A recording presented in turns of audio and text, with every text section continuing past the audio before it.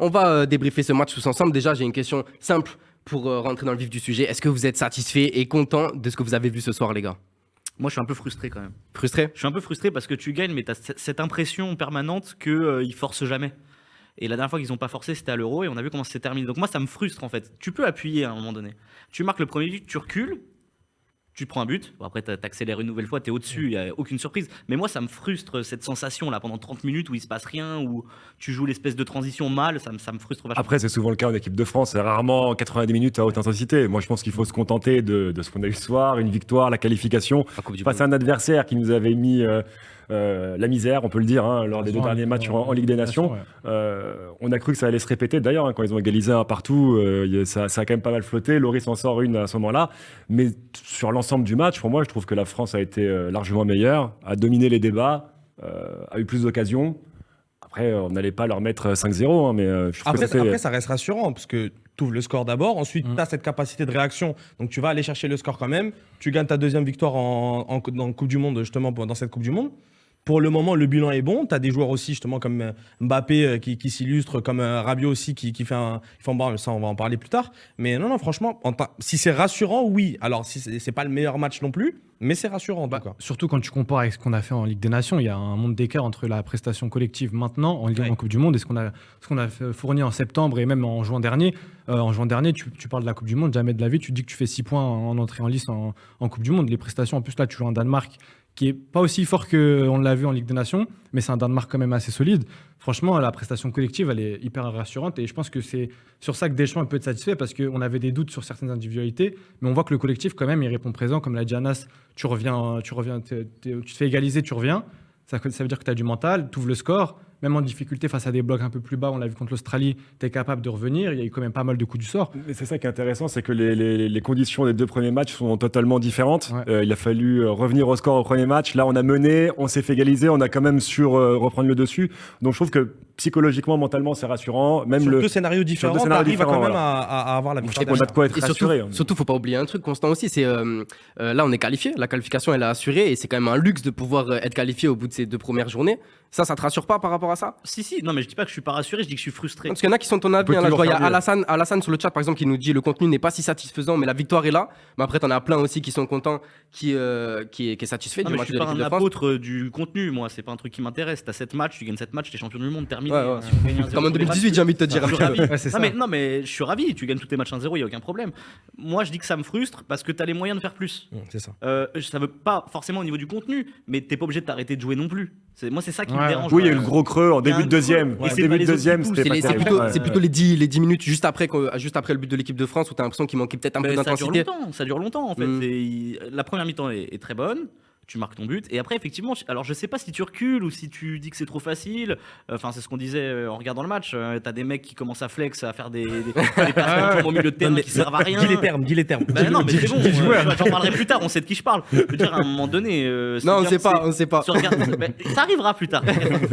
Se regarder jouer au foot c'est sympathique, mais à un moment donné. Faut jouer au foot. Mince. Tu vois quand tu flexes à 0-0, ce qu'on disait aussi pareil, des talonnades pour essayer de s'orienter le ballon, c'est des bêtises. Après ton but après je sais pas. Le débat du jeu en vrai avec Didier Deschamps c'est un faux jeu, c'est un faux débat parce mais que en sélection tout court, c'est toujours la même chose. C'est toujours la même chose. Enfin, je veux dire, ça fait longtemps qu'on a abandonné l'idée de jouer un football total avec même si on a d'excellents joueurs de foot dans l'effectif. Ça fait un moment qu'on sait très bien que Deschamps c'est pas du tout ce qu'il cherche. Lui c'est la prestation collective, c'est des prestations abouties où il a le résultat qu'il veut. Donc franchement, quand tu regardes le match, tu t'attends pas à ce qu'on déroule un football où on gagne 4-0 comme. Non, mais il faut se rappeler de ce qu'on disait avant le début de la Coupe du Monde. Il nous manquait des joueurs majeurs, on a perdu Benzema au dernier moment, on pensait que ça allait être difficile, on gagne les 2 premiers matchs avec des prestations au mieux correctes, enfin au minimum correctes, c'est ce qu'on peut dire. Là, après 2 matchs, par rapport à ce qu'on craignait en début de compétition. Après, moi, on est présent. Fait exprès pour s'ajouter des difficultés. C'est trop facile. C'est ma théorie. Les gars, pour vous, l'équipe qui était alignée ce soir, elle est plus forte que celle qu'on a alignée contre l'Australie ou pas? Parce que du coup, il y a eu 3 changements en défense, et puis c'est principalement la défense qui a changé. Avec Koundé, la réintégration de Varane et Théo Hernandez à gauche. Est-ce que pour vous, là, ce 11-là était meilleur que celui du match face à l'Australie? Meilleur non, parce que finalement, en fait, tu retrouves un cadre. Donc, tu as besoin justement d'un cadre dans ta défense centrale avec Raphaël Varane. Koundé, tu le mets aussi parce que Pavard ne t'a pas donné satisfaction lors du premier match. Donc, tu essaies une nouvelle alternative pour essayer de voir ce que peut apporter le joueur Koundé justement en attaque. Et donc, Pavard va rejouer.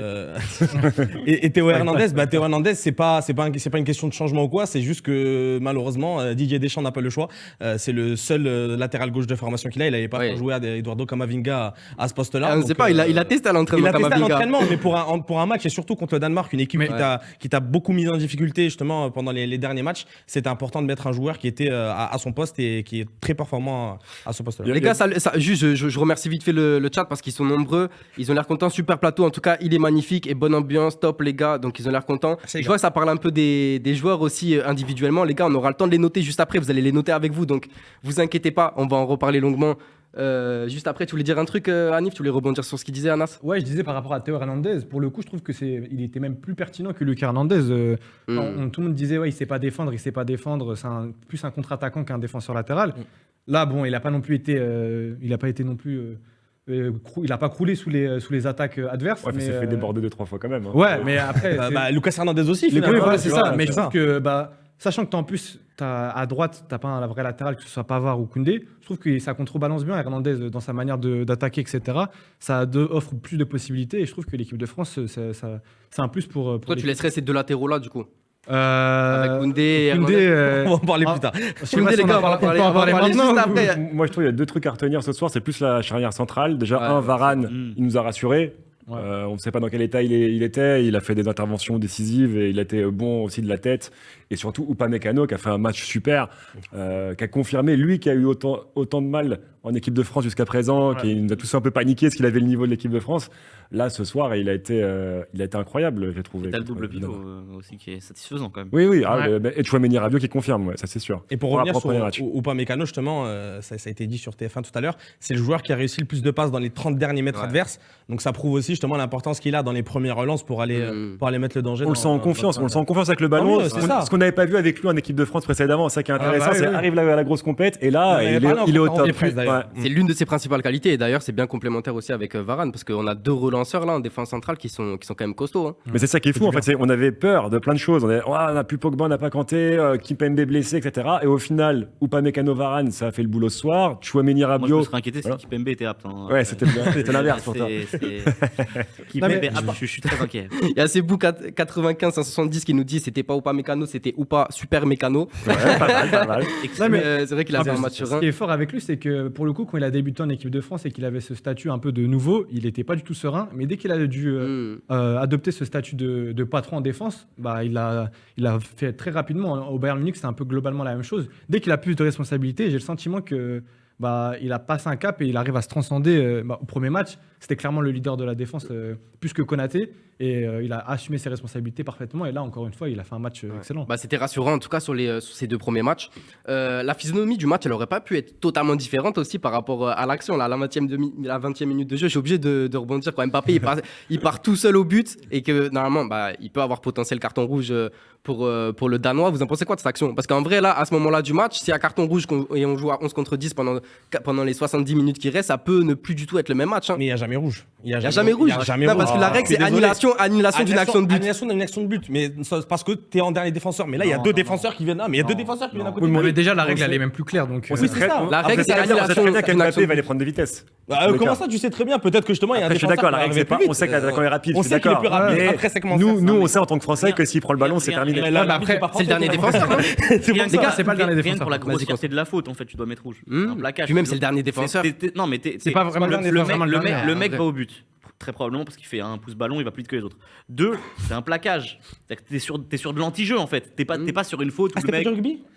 Non, mais là, c'était l'Australie. Là où je te rejoins, c'est que pour le coup, la faute, elle est grossière. Elle est grossière en fait. C'est pas un tirage de maillot, il l'empêche. Là, c'est clairement. Il le plaque. Ouais, il le plaque. Donc c'est là où tu peux dire que peut-être, mais en vrai, je trouve que ça aurait été dur de mettre un rouge sur ça en plus. C'est pas comme si c'était la 80e ou quoi en plus. Oui, et puis après, les équipes à 10 regroupées, c'est peut-être parfois plus difficile à manier. Déjà, c'était compliqué.